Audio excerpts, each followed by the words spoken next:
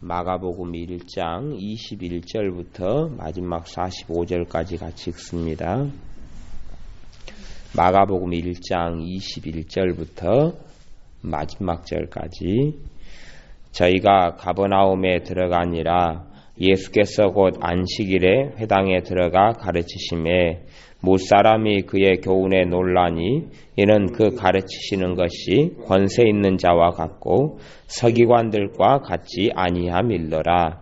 마침 저희 회당에 더러운 귀신 들린 사람이 있어 소리질러 가로되 나사렛 예수여, 우리가 당신과 무슨 상관이 있나이까?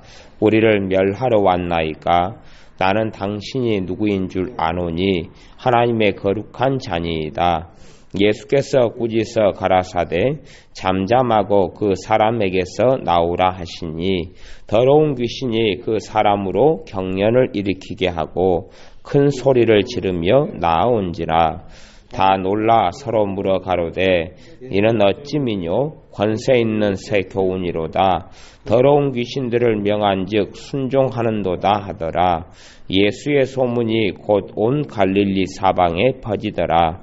회당에서 나와 곧 야고보와 요한과 함께 시몬과 안드레의 집에 들어가시니 시몬의 장모가 열병으로 누웠는지라. 사람들이 곧 그의 일로 예수께 여짜온대 나아가사 그 손을 잡아 일으키시니 열병이 떠나고 여자가 저희에게 수종드니라.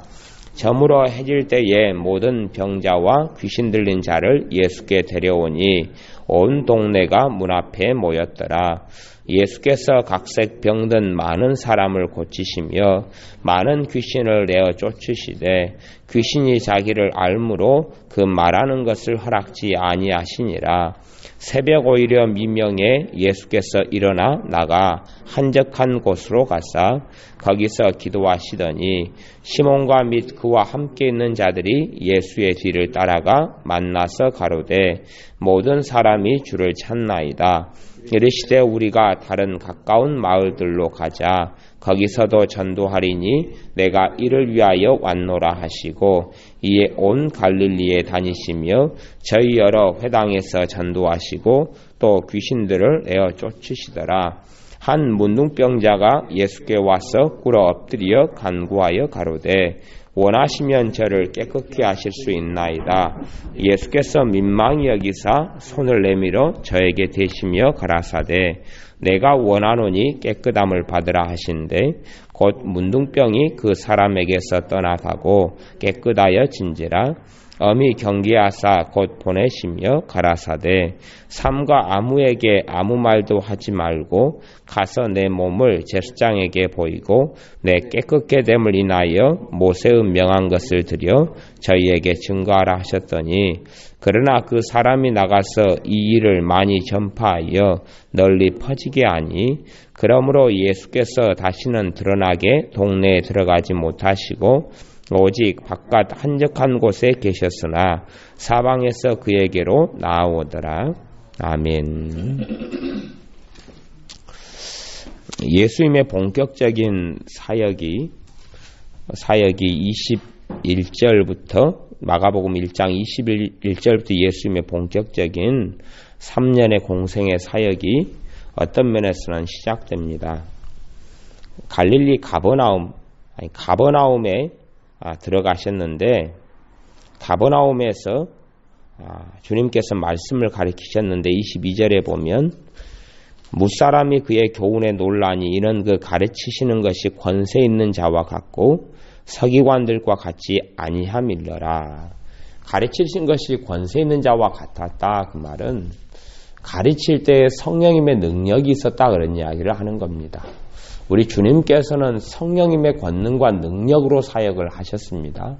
그렇지 자신의 어떤 하나님 아들 하나님의 권세로 사역하신 것이 아니라 완전한 인간으로 이 땅에 계시면서 자신을 비워 종의 형체를 가지고 완전한 사람으로 계시면서 철저히 우리가 그 길을 따라갈 수 있도록 우리 주님께서는 자신을 비워내시고 스스로 아무 일도 하지 않으시며 오직 모든 힘과 모든 지혜와 모든 능력을 아버지께로서 받아서 사역하셨다라고 말씀하십니다. 그리고 주님의 가르치시는 것이 권세 있는 자와 같았는데 이것은 성령님의 권세와 권능을 입었기 때문에 그렇습니다. 23절에는 마침 저희 회당에 더러운 귀신 들린 사람이 있어 소리질러 가로되, 우리 귀신들이 이제는 정체가 드러나고 귀신들을 쫓아내신 일을 계속하여 하십니다. 이 예수님의 사역이 총 4가지 사역이 중점적인 사역이 있어요. 4가지 사역이 예수님의 중점적인 사역이고요. 교회는 그 4가지 사역을 첫째는 회복해야 되고, 또 하나님의 사람들은 어떤 의미에서는 4가지 사역을 다 감당을 해야 합니다. 왜냐하면 주님께서 주님의 제자들과 모든 사람들에게 명령하신 사역이 이 4가지 사역이기 때문에 그래요. 첫 번째는 어떤 사역이냐 하면 예수님께서 지금 하시는 복음을 전파하시는 사역, 복음을 전파하시는 사역. 두 번째는 하나님 말씀을 가르치시는 사역. 그리고 세 번째는 이 귀신들을 쫓아내시는 사역. 네 번째는 병을 고치는 사역. 그래서 축사 사역, 치유 사역, 복음 전파 사역, 말씀을 가르치는 사역.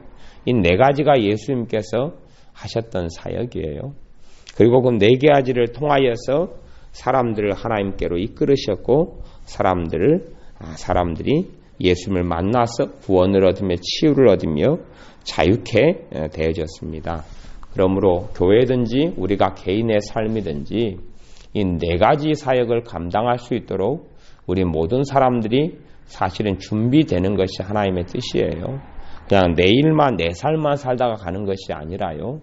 하나님의 나라 천국 복음을 증거하고 하나님 말씀을 가르칠 수 있도록 내가 먼저 말씀의 사람이 되고 하나님 말씀이 내 속에 심겨져 들어와야 합니다.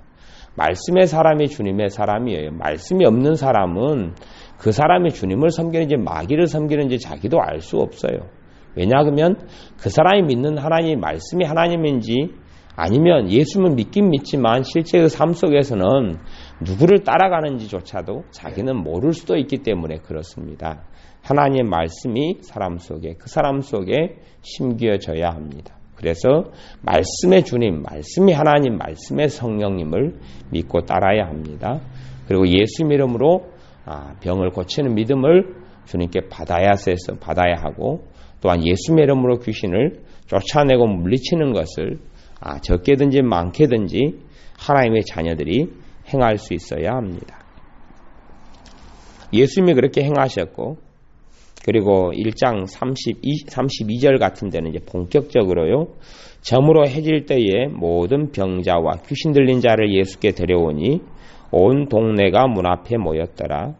예수께서 각색 병든 많은 사람을 고치시며 많은 귀신을 내어 쫓으시되 귀신이 자기를 알므로 그 말하는 것을 허락지 아니하시니라. 이 질병과 귀신 들린 것을 해결을 하셨는데요. 질병 같은 경우도 많은 질병들은 죄로 인하여 질병이 들어옵니다. 죄로 인하여 들어오고요. 엄밀한 의미에서 모든 질병은 죄에서 바로 나고 마귀에게서 이런 그 근본 원인을 찾을 수 있습니다. 그것이 직접적이든 간접적이든 하여튼 이 질병의 근원에는 마귀 역사가 있고요. 마찬가지로 귀신 들리는 것도 그것이 때로는 이 조상들의 우상숭배나 제사로 인해서 무당이 조상이 있어서 후손에게 귀신이 들리는 경우도 있고, 또 아니면 직접적인 자기의 접신이라든지 우상숭배를 통하여서, 아니면 마음에 큰 충격을 받고 두려움이 있는 사건을 통하여서 귀신들이 그 사람의 삶 속에 들어올 수도 있습니다. 또 걱정과 염려나 귀신들에게 문을 열어주는 걸 통하여서 귀신들이 삶 속에 들어올 수 있습니다. 어찌됐든지 간에 죄를 통하여서, 그것이 개인의 죄이든 조상들의 죄로 인하여서 역사하고 내려오는 악한 영들이든지 간에 죄하고 관련 있는 것이 귀신의 역사입니다. 그러면 이 죄의 대가를 사람이 다 받아야 한다면 이 질병이나 아니면 귀신들을 예수님께서 쫓아내주지 아니했을 겁니다. 하지만 주님께서는 사람들의 고난과 죄짐을 짊어지시면서 더 이상 사람들이 죄로 인한 질병이든지 간에, 또한 죄로 인한 마귀의 역사, 귀신들이 들림이든지 간에 그러한 짐들을 더 이상 사람들이 짊어질 필요가 없다는 것을 주님께서 선언하시는 것이고 귀신을 쫓아내시고 병을 치유하시는 겁니다. 주님 앞에 품 앞에 오는 사람들이 이 질병을 더 앓을 필요도 없고 사실은 엄밀한 의미에서는 또 귀신들에게 하나님의 자녀들이 이렇게 시달림 받고 고통을 받을 이유도 사실은 없는 거예요. 대신에 우리 주님같이 또 주님의 제자들같이 하나님의 은혜의 통로가 되는 사람이 있어야 해요. 우리가 그런 은혜의 통로가 되든지 또 그런 은혜의 통로가 되는 사람이 있을 때 우리 스스로 우리의 문제를 해결할 수 있으면 얼마나 좋겠습니까마는 그렇지 않다 할지라도 은혜의 통로가 있는 사람들이 많이 있어야 돼요. 교회 가운데나 또한 이 하나님의 한국교회 전체적으로나 세계교회 전체적으로나 이는 믿음이 성장한 사람이 많이 있어야 돼요. 또 뭐라고 말하든지 간에 내 신앙의 책임은 내가 져야 되지 교회 목회자를 탓한다든지 아니면 환경을 탓할 수는 없어요. 하나님과 내 신앙은 1대1의 신앙이지 누가 대신 어떻게 해줄 수 있는 게 아니에요. 어떻게 해줄 수 있는 게 아니에요. 내가 도움을 받을 수 있는 사람들이 있다면 무척이나 좋겠지만 또 내가 다니는 교회 목회자가 충분히 그렇게 도움을 줄 수 있는 교회 사역자들이 있다면 좋겠지만 그렇지 않다 할지라도 나를 인도하시는 분은 주님이시고 성령님이시기 때문에 내 신앙의 책임은 내가 져야 합니다. 그런 면에서 교회 가운데에 이런 치유 사역자들과 축사 사역자들과 하나님 말씀을 바르게 가르치며 복음의 능력이 있는 그런 사역자들이 충분히 일어날 수 있도록 기도하는 것은 굉장히 중요한 일입니다. 이 35절에 보면 새벽 오히려 미명에 예수께서 일어나 나가 한적한 곳으로 가서 거기서 기도하시더니 그렇게 이야기해요. 우리 예수님의 삶에 있어서도 주님의 삶에 있어서도 이 기도라는 것은 결코 끊어지지 아니했던 삶입니다. 하나님의 자녀가 기도를 멈출 때부터 하나님의 축복도 사실은 멈추는 것이고요. 기도라는 것에 등한히 할 때부터 하나님의 자녀의 삶 가운데 누리는 축복은 고사하고 마귀들의 공격에 집중적인 포화 속에 놓이게 되는 것이 사실은 기도가 멈출 때부터 그래요.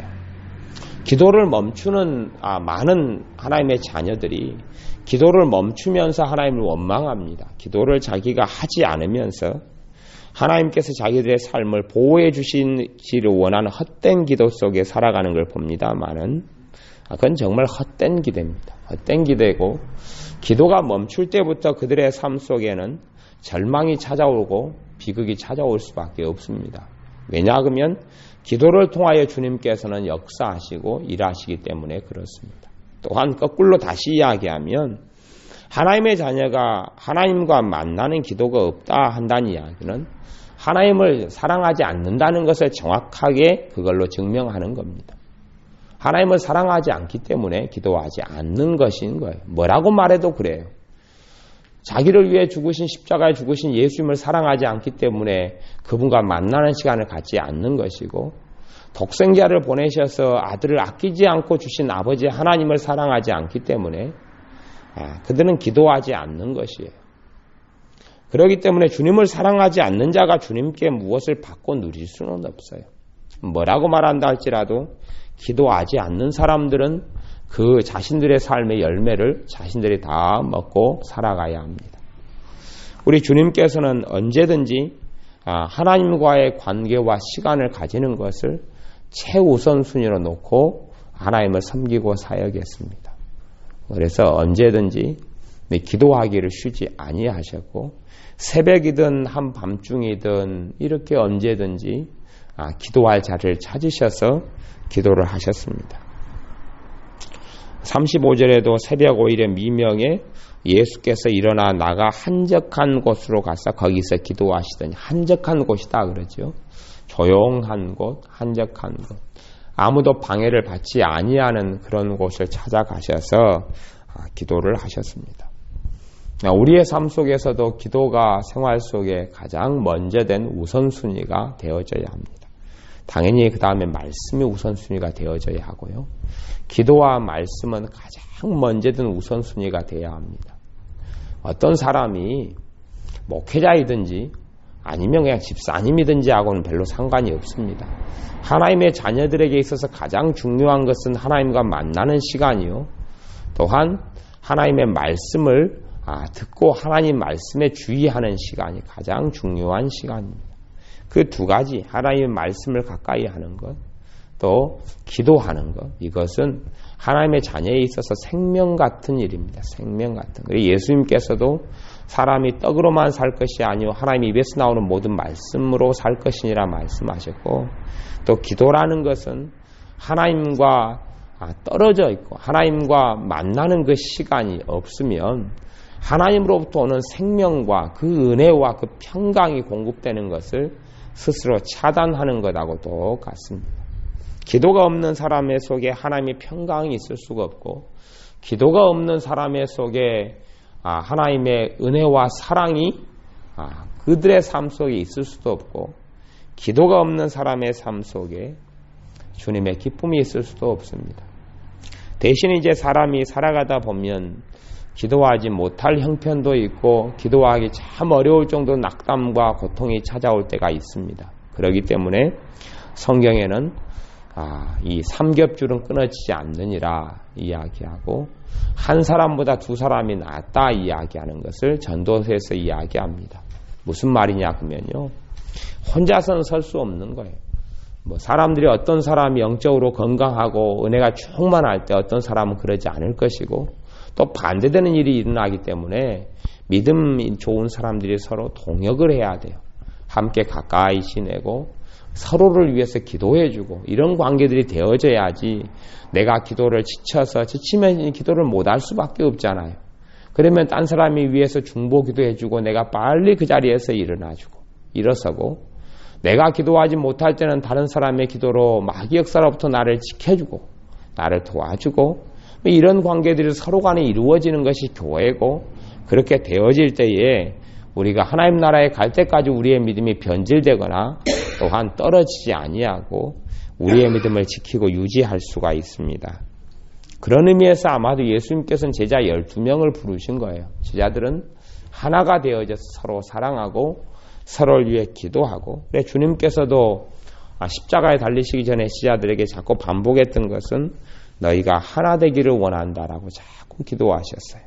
교회가 하나 되어질 때에 서로의 믿음을 지켜주고 서로에게 하나님의 축복의 통로가 되어주고 서로에게 하나님의 은혜의 통로가 되어주고 서로에게 하나님의 말씀의 통로가 되어줘서 서로 간의 손을 붙들어서 하나님의 더 깊은 은혜 속에 들어갈 수 있도록 돕게 되는 겁니다. 시몬과 36절에 그와 함께 있는 자들이 예수님의 뒤를 따라가서 만나서 가로되 모든 사람이 주님을 찾나이다 라고 이야기합니다. 예수님이 기도하고 있는 자리에 아마도 나간 것 같아요. 그래서 기도하고 있는 예수님 아니면 기도가 끝난 예수님을 만나서 사람들이 주님을 찾나이다 라고 이야기합니다. 그런데 주님께서는요, 사람들이 찾는다는 말을 신청하지 않습니다. 사람들이 찾는다는데 그곳으로 가시지 않습니다. 그곳으로 가시지 않고 38절에 보면 우리가 다른 가까운 마을들로 가자 그렇게 이야기합니다. 그 사람들로 돌아가는 게 아니고 다른 가까운 마을들로 가자라고 이야기합니다. 주님께서는 사람들의 요구보다는 하나님의 원하심에 따라서 살아갔고 행하셨습니다. 사람의 종이 아닌 거예요. 누가 필요하다 그래서 가는 게 아니라요, 하나님께서 이끄시고 원하신 대로 걸어가는 것이지요. 예수님을 예수맨으로 생각하면 곤란합니다. 예수님께 누가 와서 뭐든지 해달라 그러니까 예수님께서 알았다 해주마라고 말씀하셨던 분은 결코 아닙니다. 그것을 잘 알아야 합니다. 이 주님의 성품이고, 주님께서는 하나님의 뜻대로 행하셔서 사람들이 예수님을 많이 찾고 나와도 다른 마을들로 가자. 거기서도 전도하리니 내가 이를 위하여 왔노라 하시고 하나님께서 부르신 사명의 길을 정확하게 이렇게 걸어 다니셨습니다. 39절에는 이에 온 갈릴리에 다니시며 저희 여러 회당에서 전도하시고 또 귀신들을 내어 쫓으시더라 그럽니다. 여기도 복음을 전하는 전도를 하시고 회당에서 귀신들을 내어 쫓았다, 귀신들을 내어 쫓았다 그렇게 이야기합니다. 요 마가복음 1장만 해서도 귀신을 쫓는 사건이 굉장히 많이 나오죠.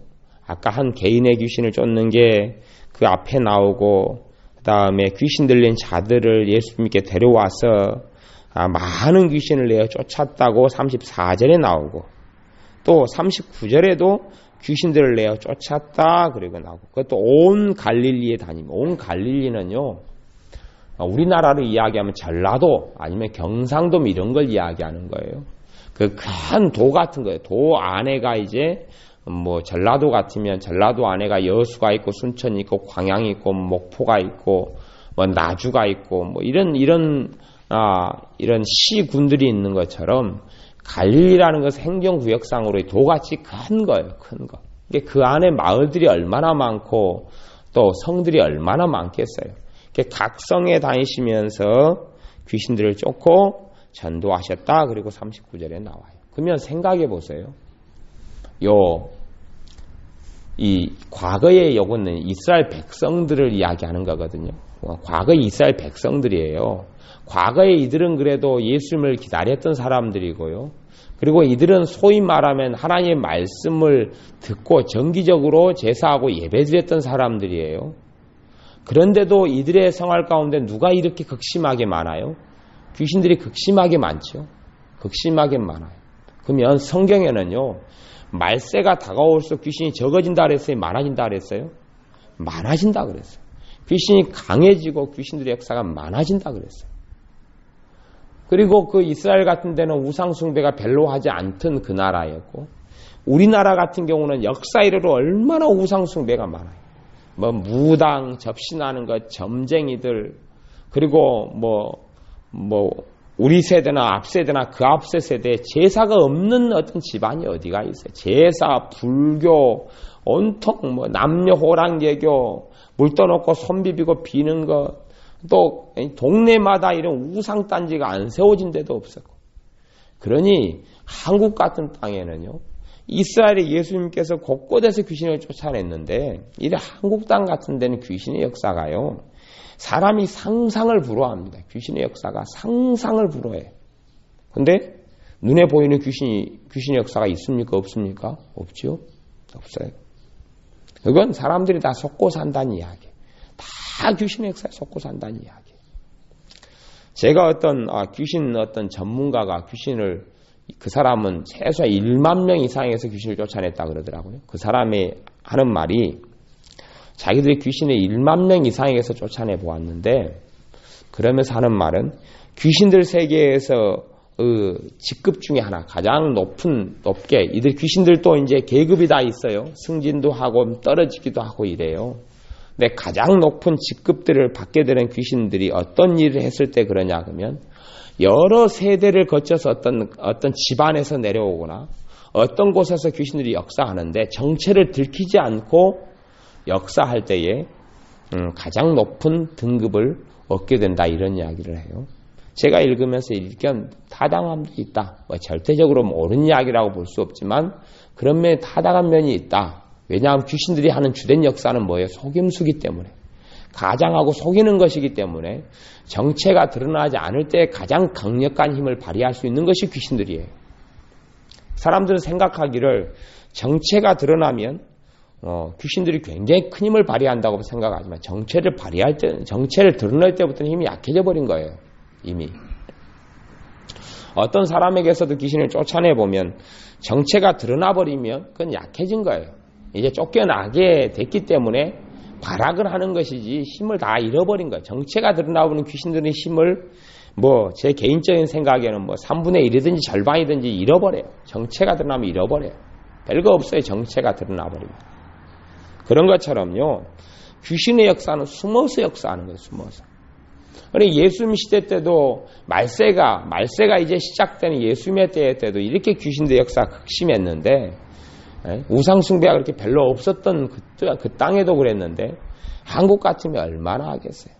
귀신의 역사를요, 이 상상을 불허할 정도의 귀신의 역사가 한국 땅에 있어요. 그리고 그런 때일수록 귀신을 쫓아내는 사역이 일어나야 돼요. 귀신을 쫓아내는 사역가 일어나서 귀신을 전문적으로 쫓아내는 사람들이 교회 가운데 가득 차야 됩니다. 그건 누가 특별한 사람이 해야 될 게 아니에요. 왜냐 그러면 믿는 자들에게 이런 표적이 따르니 마가복음 16장에 믿는 자들이 내 이름으로 첫째는 귀신을 쫓아내며라고 이야기해요. 귀신을 쫓아내고 대적하는 것은요, 누가 대신 해줄 수 있는 게 아니에요. 첫째로 내 삶과 내 가정에서 역사하는 귀신들은 누가 대신해 줄 수 있습니까? 없습니까? 없어요. 내 자녀들에게 내 삶 속에 역사하는 귀신들을 쫓아내 주는 것은 누가 대신해 줄 수가 없어요. 자, 특별한 어려움 때 귀신에게 계속 당해서 아주 자기 힘으로 쫓아내지 못할 정도의 어떤 강하게 눌림을 받을 때는 전문적인 하나님의 사역자가 이렇게 도와줄 수 있어도요, 일반적으로 상시적으로 자기의 삶 가운데 귀신들의 역사는요, 자기가 제압해야 합니다. 뭐라고 말해도 자기의 가정과 자기의 감정을 공격하고 자기의 생각을 공격하고 자기의 의지를 공격하고 이렇게 자기의 가정의 돈 문제를 공격하고 직장을 공격하고 대인관계 사람을 통해 공격하고 이런 것들은요, 자신이 예수님의 이름으로 제압을 해나가야 합니다. 이건 당연한 거예요. 누가 대신 해줄 수 있는 게 아니에요.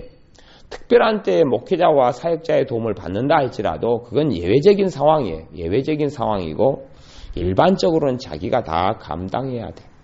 그리고 자기가 자기 삶의 역사하는 것들을 제압해 나가다 보면 그러면서 귀신을 쫓아내는 더 강한 믿음이 오게 되고 다른 사람까지라도 도울 수 있도록 하나님이 이끌어가 주시는 거예요. 요즘에 중보기도 같은 것을 보면 어처구니없게도 어떤 사람이 한국에 역사하는 귀신을 예수님의 이름으로 쫓아내고 제압하고 그래요. 아무런 효과도 없이. 근데요, 별로 말이 안 되는 경우가 많아요. 왜 그러냐 그러면 자기 삶의 역사는 마귀도 제압을 하고 쫓아내도 못하는 주제에 어디를 쫓아내고 어떻게 한다는 이야기예요. 그건 그건 말이 되는 이야기가 아니에요. 자기 삶의 역사하는 것들도 예수님의 이름으로 제압하고 물리치지도 않고 그런 믿음도 없으면서 어떻게 이 나라의 역사하는 악한 영들을 결박하고 물리친다는 건 말이 되는 게 아니에요. 내 삶의 역사하는 것부터 예수님의 이름으로 물리치고 싸워야 돼요. 싸우다 보면 이제 귀신들의 정체가 드러납니다. 곳곳에서 귀신의 역사를 의심되는 것마다 물리치다 보면요, 잠잠해 되어지고 문제가 사라져가면 그건 알 수 있는 거죠. 귀신의 역사했다는 것을 알 수 있는 거예요. 그렇게 해서 귀신의 역사들을 제압을 해 나갈 때 하나님의 자녀들인 우리의 삶 속에 하나님의 평안이 누려지고 하나님의 은혜가 임하게 되는 것이에요. 그래서 주님께서 이 행하셨던 사역, 질병을 고치고 그 다음 40절부터는 문둥병자를 고치는 사역과 일도 나와요. 그렇게 해서 질병을 고치고 귀신을 쫓아내고 복음을 전하고 하나님 말씀을 가리키는 것이 교회 안에 더 풍성이 있어져야 돼요. 그래서 이러한 하나님의 사역자들이 많이 일어나야 돼요. 실상은 이제 우리가 기도해야 될 것도 이 전도에 대해서는 기도를 좀 많이 해야 돼요. 전도에 대해서 기도를 많이 해야 되는데 하나님께서 전 세계적으로 일으키는 전도의 방법은 어떤 방법이냐 그러면요, 이 복음 전도의 방법은 어떤 방법이냐 그러면 대중 집회의 방법을 하나님께서 인도하시는 방법이에요. 본래가 그래요. 대중 집회. 한 사람이 빌립 같은 전도자가 일어나 가지고요, 대중적인 사역을 할 때에 그냥 전도의 열매가 역사 이래로 다 거기서 다 맺혔어요. 근데 요즘에는 전도가 개인 전도로 많이 바뀌어 가고 개인 전도 속에서는 하나님의 그런 대단한 역사가 나타나지를 않아요. 본래 예수님의 전도 방법은 뭐냐 그러면 능력 전도예요. 병을 고쳐 귀신을 쫓아내고 그 다음에 예수님의 복음을 전하는 것이에요. 근데 그런 것은 대중적인 집회에서나 전문적인 이런 전문 전도 사역자가 일어나서 복음 전도자가 일어나서 사역할 때에 그런 역사들이 일어나요. 그리고 많은 사람들이 거기에 동참해서 같이 한꺼번에 이렇게 사역을 하는 거예요. 한꺼번에 사역을 하는 것. 이렇게 되어질 때에 이 정말로 효과적인 복음 전도, 효과적인 영혼 구원이 일어나는 건데, 그렇지 않고 한국 교회는 너무 이 교권 다툼도 심하고 교회가 연합도 이제는 되지도 않고 각기 그냥 싸우고 다투고 교회 안에서 분열들도 많고 그러기 때문에 각 개인 전도로 방식을 바꾸었는데 성령님의 정확한 역사는 개인전도의 방식은 아니에요. 깊이 들어가면 개인전도의 방식은 성령님께서 역사하는 방식이 아니다 그런 이야기가 아니라 그렇게 역사하시는데 그것이 주님께서 이끄시는 전도의 가장 중심되는 부분은 아니다는 이야기를 하는 거예요.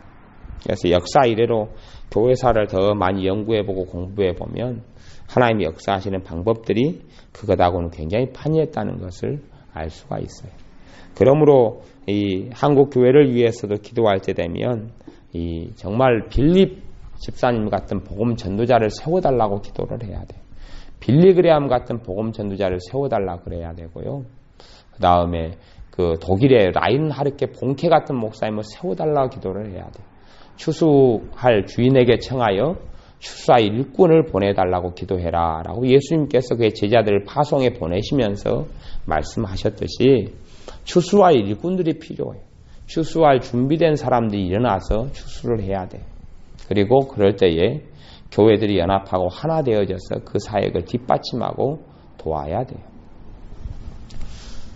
그 아르헨티나 같은 경우는 정말 수백만 이상의 사람들을 하나님께 인도하는 데 쓰임받은 사람이 있어요. 그분이 누구냐 그러면 카를로스 아나콘디아라는 분인데 이분은 목사님도 아니고 그냥 회사를 경영하는 사장님이에요. 근데 이분이 나중에 예수님을 35살인가 7살에 주님 예수님을 만난 다음에요. 그 다음에 복음전도자로서 회사 사장님이지만 하나님께서 사용하셔서 복음을 전하는데 혼자서만 그런 사역을 감당할 수 있었던 게 아니고요. 정말 이분을 돕는 무수히 많은 사역자들이 있었어요. 무수히 많은 사역자들이 복음을 전하는데 동참하고 함께 사역하고 혼자서는 될 수 있는 게 아니란 말이죠. 그래서 그렇게 했을 때 이게 아마도 한 번에 최소한 함께 동역하는 사람들이 한 번 전도 집회를 하게 되거나 그러면요. 막 500에서 1000단위가 돼요.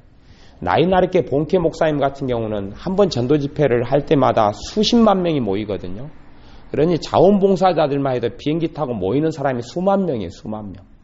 그러니까 한 번의 전도 집회를 통하여 수만 명 때는 수십만 명까지 예수님을 믿게 되는 결신자가 나오게 돼요. 근데 이런 하나된 이런 복음 전도와 집회를 통하여서 이런 결실들이 다 맺혀지게 되어져요. 그러니 한국교회에 새로운 부흥이 일어나려면 지금 방식의 어떤 교회들마다 전도라든지 전도 운동이 일어나지만 해피데이 전도부터 시작해서 여러 가지 캐시트 전도인가 베레벌 전도들이 다 일어나지만 그런 전도의 방식 가지고 주님께서 이 전문 복음 전도자를 세워서 하는 방식하고는 틀려요. 그래서 교회에 오중사역도 일어나야 하는데 오중사역이 뭐냐 그러면 사도와 선지자와 복음 전하는 자와 목사와 교사가 일어나는 게 오중사역이에요. 오중사역 가운데 누가 있어요? 복음 전도자가 있어요. 복음 전도자가 이 많은 사람들 하나님께 이끌어드리는 구심점이 되는 사람들이 복음 전도자예요. 한국에는 지금 현재 복음 전도자의 역할을 하는 분들이 부흥사들인데 부흥사들은 거의 부흥사들이 복음 전도의 은사를 가진 사람들이 부흥사가 아니에요. 요즘에는 이제 서로 품앗이 하듯이 전혀 그거다운 별로 상관이 없게 흘러갔는데요. 그래서 한국에는 누가 없어졌냐 그럼 복음 전도자가 없어져 버렸어요. 복음 전도자가. 그냥 교회 안에서 개교회 안에서 전도 몇 명 하면서 전도왕이라고 다니고 그러는데 그런 거 하고 성경의 오중사역 가운데 사도, 선지자, 복음 전도자, 복음 전도자, 그다음에 목사와 교사 할 때 복음 전도자는 없어졌어요. 과거에 빌리그레암 같은 복음 전도자, 무디 같은 복음 전도자, 이런 사람들이 또 우리나라 그 일제시대 김익두 목사님 같은 복음 전도자, 또 지금 조영기 목사님 같은 경우도 복음 전도자로 전 세계에서 사역할 때는 쓰임 받고 있고 요즘에는 또 주한장로교의 나경일 목사님이 선교지에서 복음 전도자로 쓰임 받고 있어요. 그러니까 한꺼번에 막 수천 명씩 주님께 돌아오고 질병이 낫고 그러잖아요. 그런 사람이 일어날 때에 사실은 나라적인 부흥이 일어나고요. 그런 사람이 곳곳에서 일어났을 때에 전 세계적인 하나님의 역사, 추수의 역사가 일어나게 됩니다. 그래서 그런 추수할 사람들 누구예요? 복음 전도자죠. 그런 전문적인 복음 전도자가 일어날 수 있도록 우리가 그렇게 같이 기도하기도 해야 합니다. 기도하겠습니다. 아버지 하나님, 교회가 또한 하나님의 자녀들이 주님께서 행하셨던 복음을 전파하고 말씀을 가르치고 또한 질병을 고치고 귀신을 쫓아내는 일을 각자가 다 할 수 있도록 그렇게 준비되어져 가게 축복하여 주시고 무엇보다도 각 개인의 삶 속에 역사하는 악하고 더러운 영들을 주님의 이름으로 물리치고 승리할 수 있게 축복하여 주옵소서. 또한 이 한국 교회에나 전 세계에나 주님께서 추수와 일꾼들을 보내주셔야 합니다. 복음 전도자를 세워주셔야 합니다. 사마리아 도성을 복음으로 뒤흔들었던 빌립 집사님 같은 복음 전도자를 세워주셔야 하고 사도 바울과 바나바 같은 또한 신라 같은 이런 디모데 같은 복음 전도자를 한국에 세워주셔야 합니다. 빌리 그레함 같은 무디 같은 찰스 피니 같은 이런 요한 웨슬리 같은 이러한 복음 전도자를 한국에 다시금 주님께서 세워주셔야 합니다. 이런 사람이 일어나서 주님의 복음을 편만히 증거하고 많은 사람들이 이러한 복음 전도자의 능력 있는 이러한 전도를 통하여서 예수를 믿고 만나게 하시며 그걸 통하여 먼저는 각 교회들이 회개하며 깨어져서 이 더러운 죄들이 끊어져 나가며 변화되어 나가며 하나님을 알지 못하는 사람들이 하나님을 알게 되는 은혜의 역사가 있게 하여 주옵소서. 예수님의 이름으로 기도하옵나이다. 아멘.